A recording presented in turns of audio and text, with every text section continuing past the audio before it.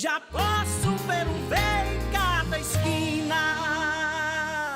O programa Cidade Madura é uma das marcas do governo Ricardo Coutinho, um projeto inédito no Brasil. É um condomínio fechado, inteiramente projetado de acordo com as necessidades específicas para a terceira idade. Possui unidade de saúde, centro de vivência e unidades habitacionais, adaptadas, portanto, às necessidades do idoso. O único governador que se comportou com o idoso.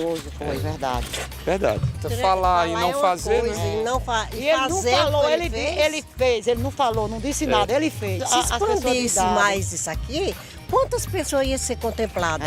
Quantas pessoas iam ter a vida que eu tenho hoje, que ela tem? Para mim, isso aqui foi um presente de Deus. O propósito nosso é exatamente, no Senado Federal, de propor que esta política possa ser extensiva para o país e, particularmente, para o nosso Estado, fazer com que João Azevedo consiga, com nossas ajudas, ampliar para outros centros. Nós precisamos do senador para conseguir as verbas, para que tudo isso seja feito. Exato. E a andorinha só não tá verão. Seja você. Cuidar dos idosos, mais do que um ato de humanidade, é um ato de cidadania. E esse é um papel de um senador de verdade. Que Deus continue nos abençoando sempre.